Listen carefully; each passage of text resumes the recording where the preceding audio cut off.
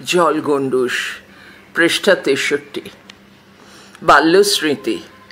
গ্রামের পাঠশালায় পড়ি, নিম্ন প্রাথমিক পরীক্ষায় উত্তীর্ণ হইয়াছি। জাতিতে সূত্রধর শিক্ষক কেদারনাথ পাল মহাশয় নিবাস ছিল নিকটবর্তী বাতিকার গ্রামে। তাহার জ্যেষ্ঠ সহোদর খ্যাতনামা রাজমিস্ত্রি ছিলেন। কেদারনাথ প্রায় ৭ বৎসর কাল আমার পিতৃনিবাস মঙ্গলডিহি গ্রামে শিক্ষকতা করেন। তাহার পর কুড়মিঠায় চলিয়া আসেন।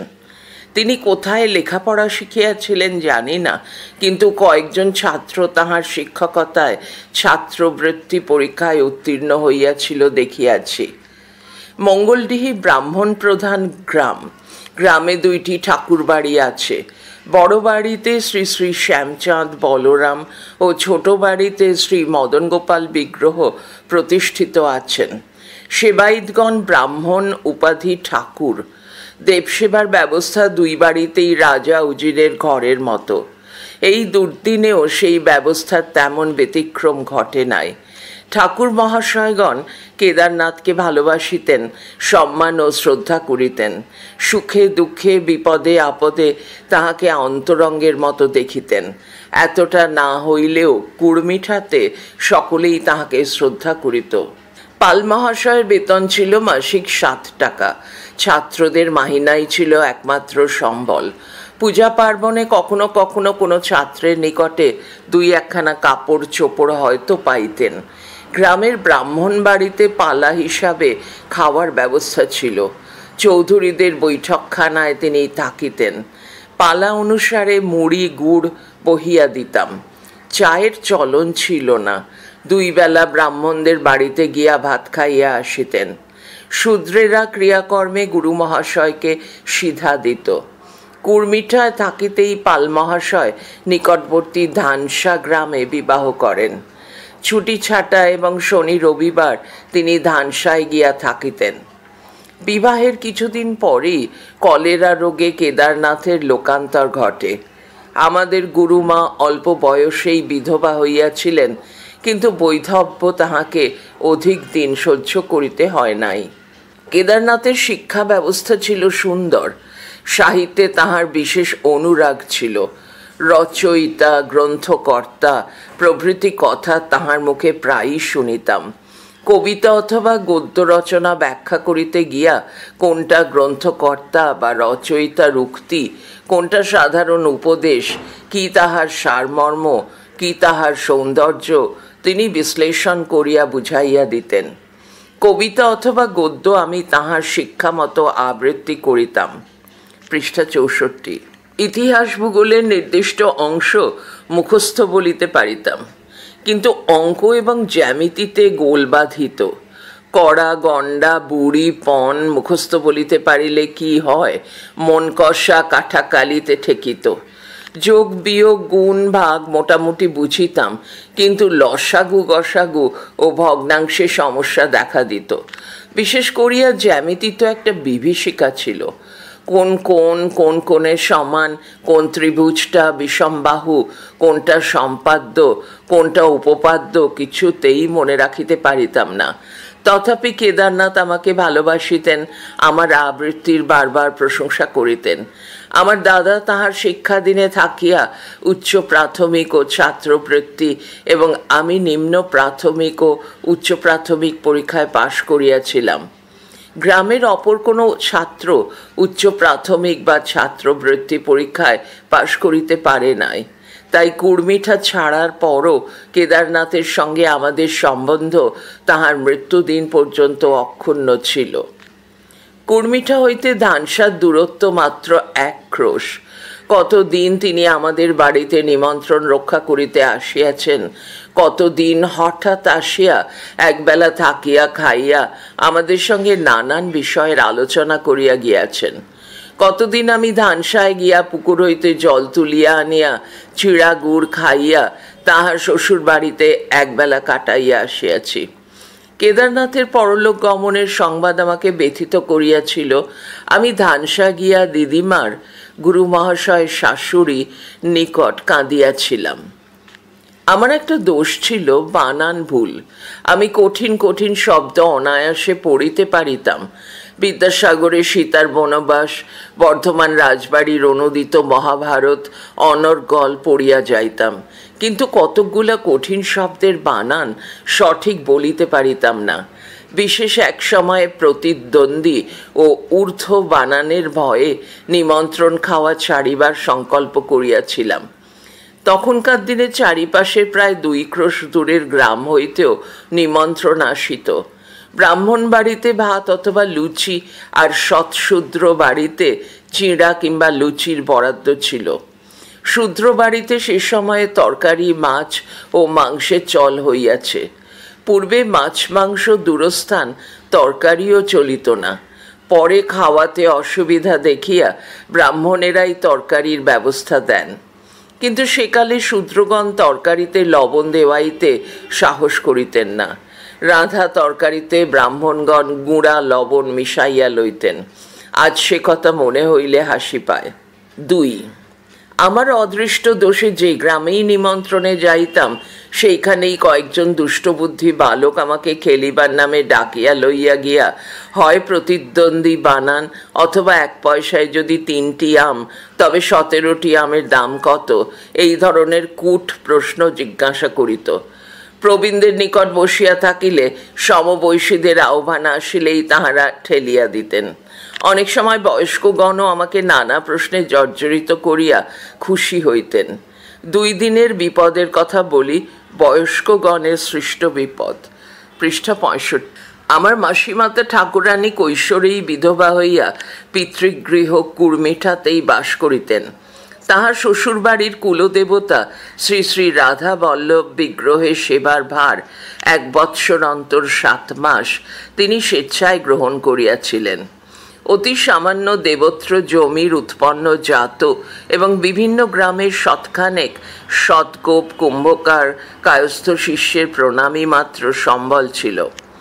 স্বামীর পূজিত বিগ্রহ এই অভিমানে এবং দেবরগণ কর্তৃক অপমানের প্রতিশোধের জেদে তিনি এই গুরুভার গ্রহণ করেন। মাসিমাতা আমরণ এই সেবা পূজা নির্বাহ করিয়া গিয়াছেন। একজন বেতনভোগী পূজারী বিগ্রহের পূজা করিতেন। তাহার স্বর্গারোহণের পর আমরা এই দায় ত্যাগ করিয়াছিলাম। মাসিমাতার পিতৃবংশের কুলদেবতা শ্রী শ্রী মদন গোপাল বিগ্রহের সেবার অংশ ছিল। আমাদের অংশে বৎসরে 3 মাস। এই পূজাও মাসিমাতা চালাইতেন। ব্রাহ্মণ বাড়ি, সুতরাং অন্নভোগের ব্যবস্থা আছে। অন্নের সঙ্গে 2-1টি ব্যঞ্জন এবং পরমান্ন দেওয়া নিয়ম। রাত্রে শীতলে নৈবেদ্য সেকালে রুটি ছিল। এই শ্রী শ্রী রাধা মদন গোপালের সেবা পূজা আমরা আজিও অংশমত নির্বাহ করিয়া চলিতেছি। আমার মাতামহগণেরও কয়েক ঘর ব্রাহ্মণ ও সৎগোপ শিষ্য ছিল, 3-4 ঘর এখনো আছে। একবার বাঁধ নবগ্রামের শিষ্য বাড়ির কি কাজ উপলক্ষে নিমন্ত্রণ রক্ষার্থ একজন লোকের সঙ্গে মাসিমাতা আমাকে পাঠাইয়া দিলেন। আমার বয়স তখন বছর 12। মাঝপথে ৭০ গ্রাম, দন্তে সয়াকার তয় তয় ওকার বয়শূন্য র। পথ চলিতে ক্লান্ত হইয়া এই গ্রামের ব্রাহ্মণ বাড়িতে স্নান আহার করিলাম। কোন গ্রামের একজন ব্রাহ্মণ পুরোহিতের কাজে আসিয়া এই গ্রামে 2-4 দিন থাকিতেন। আমার কপাল দোষে সেই সময় তিনি ৭০ ছিলেন। খাওয়ার পর তিনি আমাকে ঘুমাইবার জন্য অতি আদরে ডাকিয়া লইয়া গেলেন। সন্দেহ আমার ছিলই, যাইবার ইচ্ছাও মোটেই ছিল না। নিতান্ত চক্ষু লজ্জায় আর যাহার বাড়িতে খাইয়াছিলাম তাহার কথায় একান্ত অনিচ্ছাতেই পুরোহিত মহাশয়ের সঙ্গী হইলাম।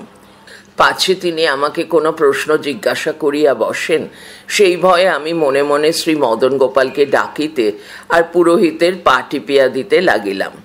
কিন্তু কিছুতেই কিছু হইল না। দুষ্টবুদ্ধি পুরোহিত কিছুক্ষণ চোখ বুজিয়া থাকিয়া বন্ধনী শুরু ভাবিয়া নিশ্চিন্ত হইবার উপক্রম করিতেছি যে তিনি ঘুমাইয়াছেন, বন্ধনী শেষ, অকস্মাৎ জিজ্ঞাসা করিয়া বসিলেন, সমাস কাকে বলে বলতে পারো? আমি মধুসূদন স্মরণ করিয়া কপাল টুকিয়া বলিয়া ফেলিলাম, একপদী করণের নাম সমাস। পুরোহিত মহাশয় আর কথা কহিলেন না। আমিও একটু পরে উঠিয়া বাঁধ নবগ্রামে যাত্রা করিলাম। আর একদিনের কথা বলি। দাদা গ্রামের পাঠশালার ছাত্রবৃত্তি পাশ করিয়া হেতমপুর রাজ চতুষ্পাঠীতে ব্যাকরণ পড়িতেছিলেন। সেকালে ছাত্রবৃত্তি পাশের খুব খাতির ছিল।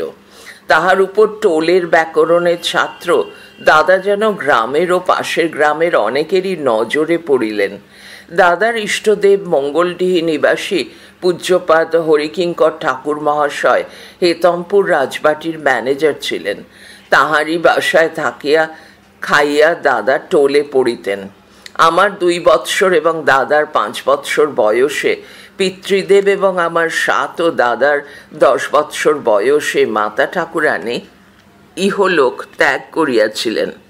পৃষ্ঠা 66। আমাদের আশ্রয়স্থল ছিলেন মাসিমাতা। তিনি প্রতি মাসে হেতমপুরে ঠাকুর মহাশয়ের বাসায় নিয়মিতভাবে 1 শলি দন্তেশ্বর লয়হস্যই ভাতের চাউল এবং মুড়ির চাউল পাঠাইয়া দিতেন এবং মঙ্গলডিহির বাড়িতে রাসযাত্রায় শ্রী শ্রী মদন গোপালের ভোগ রান্না করিয়া দিয়া আসিতেন। রাজ চতুষ্পাঠীর অধ্যাপক ছিলেন পণ্ডিত রামতারণ স্মৃতিতীর্থ। পরে ইনি কাশিমবাজারের রানী আন্নাকালীর টোলের অধ্যাপক হইয়া যান। সন 1310 সালে 30শে চৈত্র দুপুরবেলায় আগুন লাগিয়া আমাদের 2খানি বড় ঘর, 1খানি রান্নাঘর ও ধানের 2টি গোলা পুড়িয়া যায়। একজন নিকট আত্মীয়ই আগুন লাগাইয়া দিয়াছিলেন। অনেকদিন হইতেই তাহাদের সঙ্গে বিবাদ চলিতেছিল। এই অগ্নিকাণ্ডে আমাদের বহু জিনিস পুড়িয়া যায়। মাতামহ বংশ ব্রাহ্মণ পণ্ডিতের বংশ। বাড়িতে টোল ছিল, ছাত্রগণ খাইতে পাইত। এই বংশের পুরুষানুক্রমে লিখিত ও সংগৃহীত কাগজে লেখা এবং তেরেতা পাতায় লেখা প্রায় 100 সংস্কৃত এবং বাংলা পুঁথি, আমাদের 2 ভাইয়ের কোষ্ঠী এবং বহু দলিলপত্র, কাপড় চোপড়, বাসন কোষণ আর সম্পূর্ণ 1 গোলা ধান অগ্নিদেব গ্রহণ করিলেন। আমাদের পূবদুয়ারি ঘরের মাটির কেঠো ঘর, ঘরের চাল, উপরে কতকগুলি হাঁড়ি মালসার ভিতরে মাসিমায়ের জমানো প্রায় 500 রূপার টাকা ছিল। সমস্ত টাকা আগুনে পুড়িয়া জমাট বাঁধিয়া গিয়াছিল। 1310 সাল বীরভূমে অজন্মার বৎসর ছিল।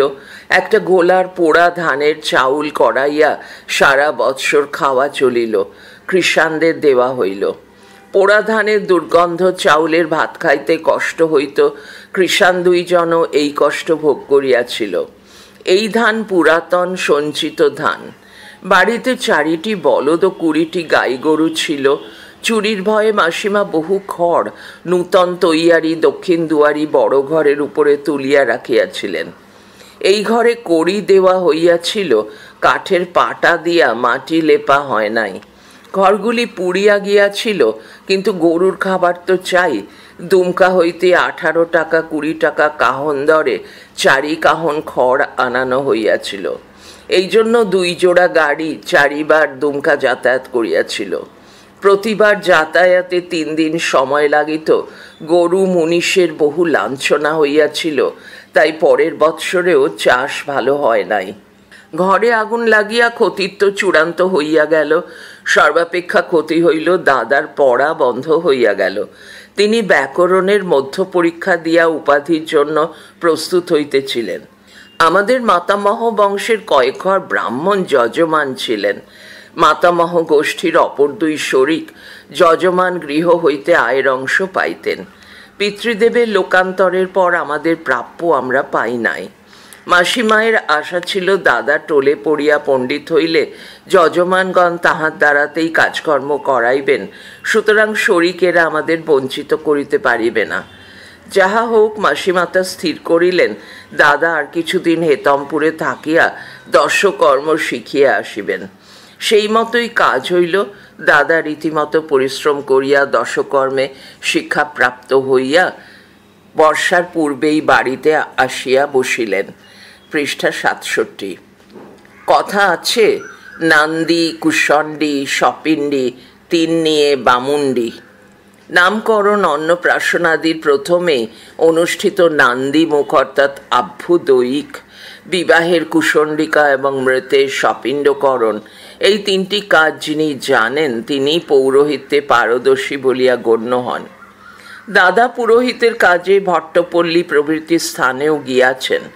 তাহার কাজ দেখিয়া সন্তুষ্ট হইয়া নবদ্বীপের মহামহোপাধ্যায় আশুতোষ তর্কভূষণ যাচিয়া দাদাকে কৃতিভূষণ উপাধি দিয়াছিলেন। তাহার চণ্ডীপাঠ গীতাপাঠ শুনিয়াও, যেমন রামায়ণ মহাভারত পাঠ শুনিয়াও তেমনই লোকে মুক্ত কণ্ঠে প্রশংসা করিত। দাদা গ্রামে আসিয়া বসিলেন। শরিকগণ ও অপর দুইজন পুরোহিত ব্যবসায়ী এই জন্য যেন একটু অস্বস্তি বোধ করিতে লাগিলেন। মাসিমা একটু চিন্তিতা হইলেন। এমনই সময়ে কুড়মিঠার দক্ষিণ পূর্ব কোণে কয়েক বিঘা জমি পার জানাবাজ গ্রামের শ্যামসুন্দর গড়াই গ বৈষ্ণ রয়াকার ইয় দীর্ঘই গড়াই আসিয়া মাসিমায়ের নিকট প্রস্তাব করিলেন, পাঁচু, আমার দাদার নাম ছিল পঞ্চানন মুখোপাধ্যায়, যদি জানাবাজে গিয়ে পাঠশালা খোলে তবে আমাদের ঘরের গ্রামেও বটে কয়েকটা ছেলের লেখাপড়া হয়। সকাল বিকাল জানাবাজে কাটিবে। মাসিমা সানন্দে সম্মত হইলেন। স্থির হইল মাহিনা মাসে 5 টাকা, সরকারি সাহায্য মাসে 2 টাকা। শ্যামসুন্দরের মা আমার মাকে এক মুষ্টি খুদ দিয়া কিনিয়া লইয়াছিলেন, কারণ 2টি পুত্র 2টি কন্যা হওয়ার পর মাতামহীর একটি পুত্র ও একটি কন্যা সূতিকাগারেই নষ্ট হইয়া গিয়াছিল। শ্যামসুন্দর এবং তাহার ভাইয়েরা মাসিমাকে দিদি বলিয়া ডাকিতেন। শ্যামসুন্দর আমার পিতা ঠাকুরের নিকট লেখাপড়া শিখিয়াছিলেন, সুতরাং শ্যামসুন্দরের সঙ্গে পূর্ব হইতেই আমাদের জানাশোনা ছিল। যজমানের কাজে দাদা যেদিন অন্যত্র যাইতেন সেদিন আমি গিয়া পাঠশালায় শিক্ষকতা করিতাম। উচ্চ প্রাথমিক পাশের পর আমার পড়াশোনা ছাত্রবৃত্তি পর্যন্ত অগ্রসর হয়, কিন্তু কেদারনাথ চলিয়া যাওয়ায় আর পরীক্ষা দেওয়া হয় নাই। পড়াশোনাও বন্ধ হইয়া গিয়াছিল। আমার বয়সী ছেলেরা প্রথম আমাকে মানিতে চাহিত না, কিন্তু অভিভাবকগণের সামনে সে ভাবটা বেশি দিন স্থায়ী হয় নাই। শেষে আমি শিক্ষকতা করিতে লাগিলাম। চাকুরিটা পাকা হইয়া গেল। শ্যামসুন্দরের অবস্থা সচ্ছল ছিল, তাহার শিক্ষানুরাগ ছিল অসাধারণ। জ্যেষ্ঠ পুত্রকে কবিরাজি ও ডাক্তারি শিখাইয়াছিলেন। মধ্যম পুত্র শিউড়ির গভর্নমেন্ট স্কুলের 3rd মাস্টার গদাই মাস্টারের বন্ধনী গদাধর গড়াই চৌধুরী বন্ধনী শেষ নাতজামাই হইয়াছিলেন। গদাই মাস্টার নিজে একটি হাই স্কুল স্থাপন করিয়াছিলেন। শ্যামসুন্দর মধ্যম পুত্রকে শিউড়িতে রাখিয়া এন্ট্রান্স পড়াইয়াছিলেন। মধ্যম পুত্র পরীক্ষার ফিস দাখিলের টাকা লইয়া দিন কয়েক দুমকা ঘুরিয়া আসায় পরীক্ষা দেওয়া হয় নাই। তৃতীয় ও চতুর্থ পুত্রের দুমকা রশিদপুরে বিবাহ হইয়াছিল। তৃতীয় পুত্র আমার সহপাঠী, কুর্মিঠায় কেদারনাথের নিকট পড়িয়াছিল। আমি কোনো দিন রাত্রেও জানাবাজে থাকিতাম। তৃতীয় পুত্র আমার অন্তরঙ্গ বন্ধু ছিল। শ্যামসুন্দরের তৃতীয় পুত্র দেবেন্দ্র আমার পরামর্শে একটি কুয়া কাটাইয়াছিল এবং কুয়ার নিকটে একটি তুলসী মঞ্চ